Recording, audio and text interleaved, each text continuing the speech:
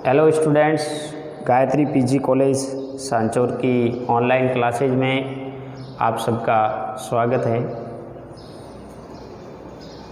आज की क्लास में एमए फाइनल के इंडियन ज्योग्राफी में भारत की प्रमुख बहुउद्देशीय जो परियोजनाएं हैं, इन बहुउद्देशीय नदी घाटी परियोजनाओं के बारे में अध्ययन अपन ने विगत क्लासों में भी किया है और आज की क्लास में चंबल परियोजना है उनके बारे में चर्चा करेंगे। तो जो चंबल परियोजना है, चंबल नदी परियोजना है, ये चंबल नदी का उद्गम होता है वो मध्य प्रदेश के जनापाव की पहाड़ियाँ हैं, यहाँ से होता है।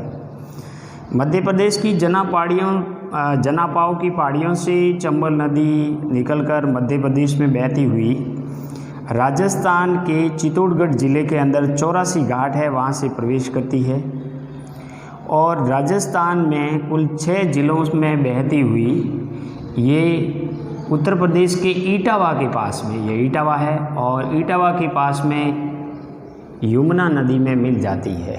तो चंबल नदी यमुना की सहायक नदी है, लेकिन चंबल नदी परियोजना है ये राजस्थान और मध्य प्रदेश की संयुक्त परियोजना है। राजस्थान और मध्य प्रदेश में सिंचाई, पेयजल, मृदा संरक्षण, विद्युत उत्पादन करने के उद्देश्य से इस परियोजना का निर्माण किया गया है। चंबल नदी घाटी परियोजना राजस्थान और मध्य प्रदेश की संयुक्त परियोजना है, अर्थात 50-50 के अनुपात में परियोजना है। 50-50% की भागीदारी है। 50% है वो राजस्थान की भागीदारी है इस परियोजना में और 50% है वो मध्य प्रदेश की भागीदारी है। तो राजस्थान और मध्य प्रदेश की 50-50 यानी कि हिस्सेदारी की परियोजना है, जिसे चंबल नदी घाटी परियोजना के नाम से जाना जाता है। इस परियोजना का काम है वो 3 चरणों के अंदर पूरा हुआ है और इस परियोजना पर टोटल 4 बांध बने हुए हैं। सबसे पहला जो मध्य प्रदेश का महुआ ज़िला है, वहाँ पे गांधी सागर बांध बना हुआ है। गांधी सागर मध्य प्रदेश के अंदर बना हुआ है और गांधी सागर जो बांध है, इस बांध से मध्य प्रदेश में भी सिंचाई होती है। इसके अलावा जल विद्युत का उत्पादन होता है। ये जल विद्युत है वो राजस्थान को भी मिलती है। तो सिंचाई, जल विद्युत और पेयजल के उद्देश्य से मध्य प्रदेश में प्रथम चरण के अंदर गांधी सागर बांध का निर्माण किया गया है। इसके अलावा प्रथम चरण में राजस्थान में एक बांध बनाया गया जिसे राणा प्रताप सागर बांध कहते हैं। ये चित्तौड़गढ़ में है। राणा प्रताप सागर बांध कहाँ है? चित्तौड़गढ़ ज़िले के अंदर है, चित्तौड़गढ़। तो चित्तौड़गढ़ के अंदर राणा प्रताप सागर बांध बनाया गया है। राणा प्रताप सागर बांध में यानी 660 मेगावाट के 2 विद्युत गृह भी लगाए गए हैं। तो यहाँ राणा प्रताप सागर बांध का उद्देश्य है वो एक तो है कि जल विद्युत का उत्पादन करना, इसके साथ ही साथ यहाँ पर एक यानी कि परमाणु संयंत्र है, जो भारत का दूसरा परमाणु संयंत्र है, वो है रावत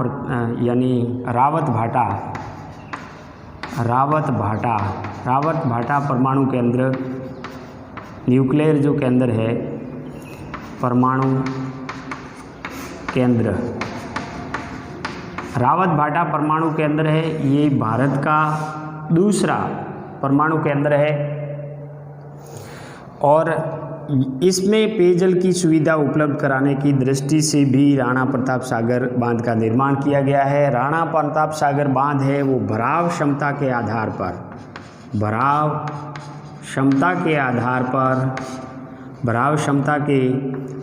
पर राजस्थान का सबसे बड़ा बांध है। राजस्थान का सबसे बड़ा बांध है, यानी भराव क्षमता के आधार पर राणा प्रताप सागर जो बांध है वो सबसे बड़ा बांध है। जल विद्युत का भी उत्पादन होता है। इसके साथ साथ जो परमाणु केंद्र है रावत भाटा परमाणु केंद्र, उसमें पेयजल और अन्य जल की सुविधा भी उपलब्ध होती है। इसके अलावा दूसरे चरण के अंतर्गत इसमें कोटा बैराज बांध का निर्माण किया गया है। ये कोटा पर में स्थित है और केवल यानी कि इसका उद्देश्य है वो सिंचाई है। सिंचाई के उद्देश्य से राजस्थान के अंदर सिंचाई के उद्देश्य से कोटा बैराज बांध का निर्माण किया गया है। कोटा बैराज से 2 नहरें निकाली गई है, जिसमें एक दाईं ओर नहर है और एक बाईं ओर है। इस दाईं ओर नहर है, इसका सिंचाई है वो मध्य प्रदेश में भी होती है। तो इसकी सिंचाई कोटा, बूंदी, बारा और मध्य प्रदेश के कुछ ज़िलों के अंदर होती है, जो कोटा बैराज बांध से यानी जलापूर्ति होती है। तो कोटा बैराज बांध है वो चंबल नदी पर केवल सिंचाई के उद्देश्य से बनाया गया है और इस बांध से कोटा, बूंदी, बारा और मध्य प्रदेश के कुछ ज़िलों में सिंचाई होती है। इस पे 2 नहरें निकाली गई है, एक दाईं तरफ है और एक बाईं तरफ है। इसके अलावा एक बांध कोटा और बूंदी की सीमा पर है।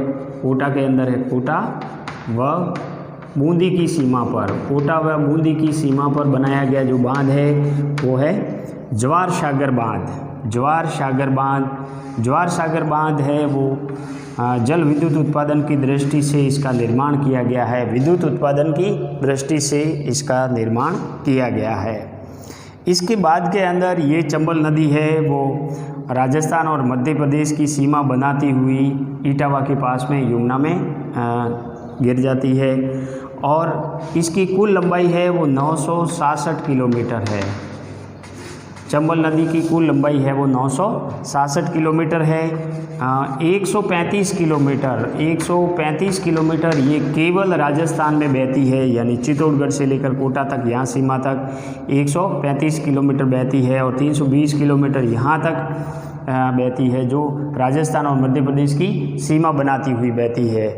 तो ये पूरी इसमें राजस्थान मध्य प्रदेश की सीमा वाला जो भाग है, जिसमें राजस्थान के अंदर करौली, सवाई माधोपुर, धौलपुर, ये जो करौली, सवाई माधोपुर, धौलपुर और भरतपुर ज़िले का क्षेत्र है, ये उत्खात भूमि के नाम से जाना जाता है या इसको बीहड़ क्षेत्र कहते हैं। बीहड़ क्षेत्र कहते हैं क्योंकि चंबल नदी के द्वारा विभिन्न अवनालिकाएं अपर्दन की वजह से सवाई माधोपुर, धौलपुर और करौली के अंदर बीहड़ क्षेत्र का निर्माण हुआ है और इस बीहड़ क्षेत्र की भूमि को उत्खात भूमि कहते हैं। उत्खात भूमि। तो भारत में उत्खात भूमि वाली जो नदी है, उत्खात भूमि का निर्माण करने वाली जो नदी है वो चंबल नदी है और यहाँ सबसे ज़्यादा अवनालिकाएं अपर्दन होता है। ये जो अवनालिकाएं अपर्दन होता है ये क्या होता है? अवनालिका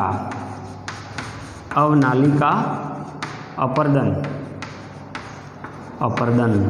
ये अवनालिकाएं अपर्दन है वो चंबल नदी के किनारे इस उत्खात भूमि में अधिक होता है, अर्थात चंबल नदी के दोनों किनारों पर छोटी छोटी पानी की और इसकी सहायक नदियाँ मिलती है। ये जो चंबल नदी के किनारे वाला जो भाग है, जहाँ इनकी छोटी छोटी सहायक नदियाँ और पानी की धाराएँ मिलती है, इनसे ये कटाव करके नालियाँ और खाइयों का निर्माण करती है। बहती हुई पानी की जलधारा जब कटाव करके नाली और खाइयों जैसा यानी कि खड्डों का निर्माण करती है, तो उस नालियों और खाइयों जैसे खड्डों को अवनालिकाएं अपर्दन कहते हैं और इस अवनालिकाएं अपर्दन को संयुक्त रूप से बीहड़ क्षेत्र के नाम से जाना जाता है। बीहड़ क्षेत्र जो धौलपुर, सवाई माधोपुर और करौली ज़िले में स्थित है और इसका कुछ भाग मध्य प्रदेश में भी पड़ता है। राजस्थान और मध्य प्रदेश में ये जो परियोजना सिंचाई करने, पेयजल आपूर्ति करने, मृदा संरक्षण और विद्युत उत्पादन की दृष्टि से इस परियोजना का निर्माण किया गया था और इससे सिंचाई के साथ साथ विद्युत का भी उत्पन्न होता है, मृदा संरक्षण को भी प्रोत्साहन मिलता है। चंबल नदी की बात करें, चंबल नदी घाटी के में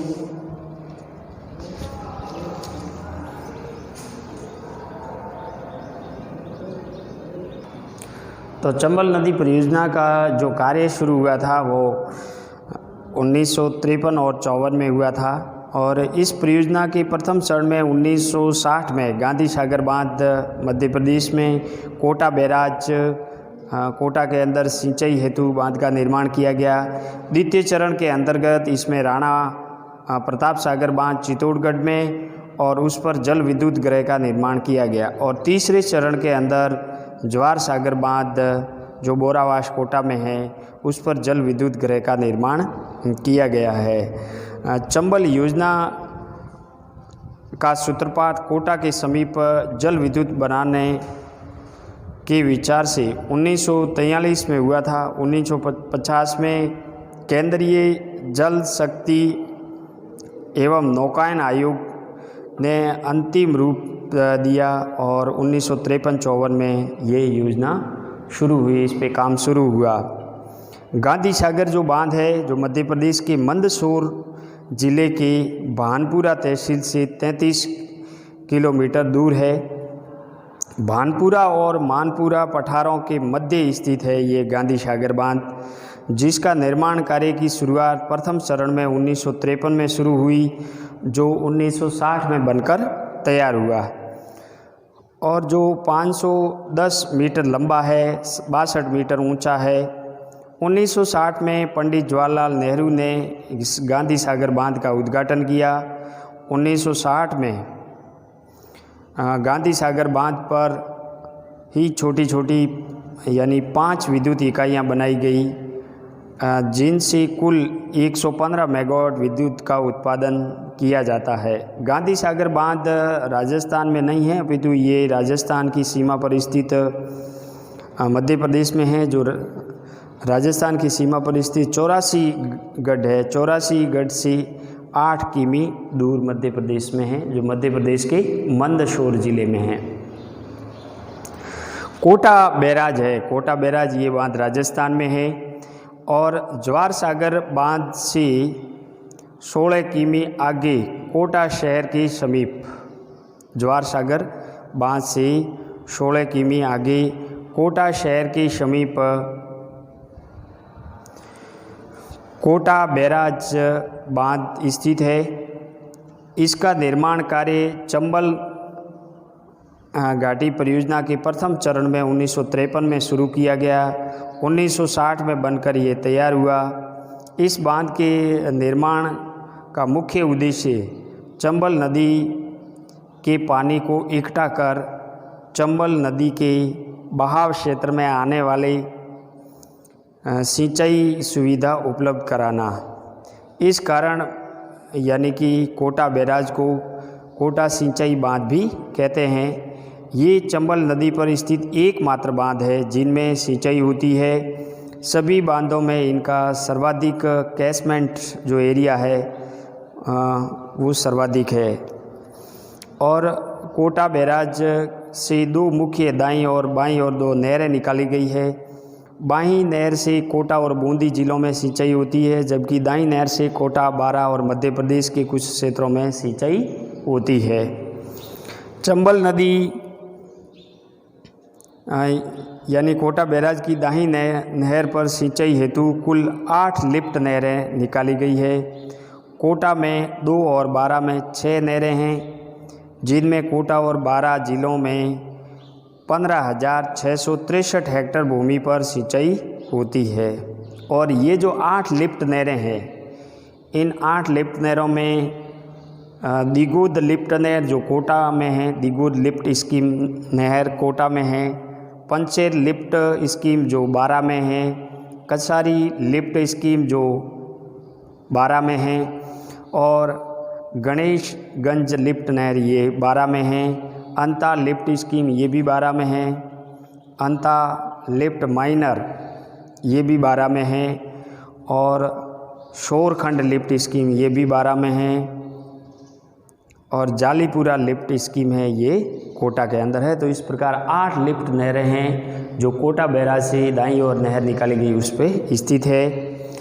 दूसरे चरण के अंदर जो राणा प्रताप सागर बांध का निर्माण किया गया, राणा प्रताप सागर बांध ये गांधी सागर बांध मध्य प्रदेश से 48 किलोमीटर दूर ऊपर की ओर चूलिया जलप्रपात जो चित्तौड़गढ़ में है के समीप रावत भाटा में चंबल नदी परियोजना के दूसरे चरण के तहत राणा प्रताप सागर बांध 1960 से 70 के मध्य बनकर तैयार हुआ,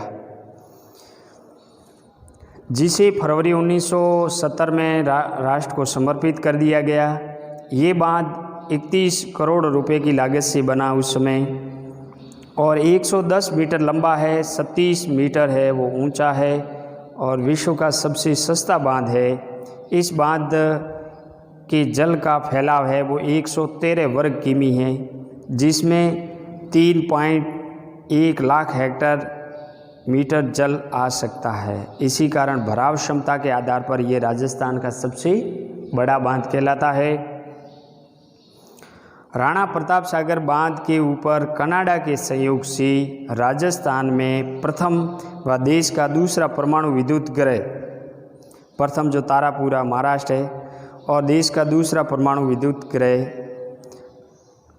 रावत भाटा परमाणु विद्युत गृह के नाम से यहाँ पर बनाया गया है, जिसे राजस्थान एटॉमिक पावर प्रोजेक्ट कहा जाता है और अब इसे राजस्थान एटॉमिक पावर स्टेशन भी कहा जाने लगा है। इस विद्युत गृह को भोपाल विद्युत गृह के नाम से भी जाना जाता है और 20 अप्रैल 1937 से राणा प्रताप सागर बांध पर छोटी छोटी यानी कि 4 विद्युत इकाइयों का निर्माण किया गया है, जिससे 172 मेगावाट विद्युत का उत्पादन होता है। तो दूसरे चरण के अंदर राणा प्रताप सागर बांध का निर्माण किया गया है और कनाडा के सहयोग से यहाँ पे रावत भाटा परमाणु विद्युत गृह बनाया गया है। राणा प्रताप सागर बांध के पानी के बीच में एक पहाड़ी स्थित है और जिसके चारों ओर पानी है। बांध में पहली बार पानी भरते समय इस पहाड़ी पर कुछ गाय बैल यानी कि रह गए थे। अब ये गाय बैल बिल्कुल जंगली जानवर हो चुके हैं और अन्य यानी वन्य जीवों के साथ में रहते हैं। यदि गलती से कोई पहाड़ी पर चला जाता है तो वहाँ मौजूद गाय बैल आदमी बनकर आक्रमण कर देते हैं। ऐसी प्रथाएं चलती है कि राणा प्रताप सागर के बीच में एक यानी कि पहाड़ी है और उस पर कुछ यानी गाय बैल रह गए थे, अब वो यानी कि अवशेष के रूप में वहाँ पड़े हैं या उसके अस्थि पंजर यानी कहीं है और यदि कोई वहाँ व्यक्ति जाता है तो यानी गाय बैल है वो आक्रमण कर देते हैं। ऐसी वहाँ परंपराएं और प्रथाएं चलती है। जवार सागर जो बांध है ये कोटा डैम या कोटा बांध के नाम से भी पुकारते हैं।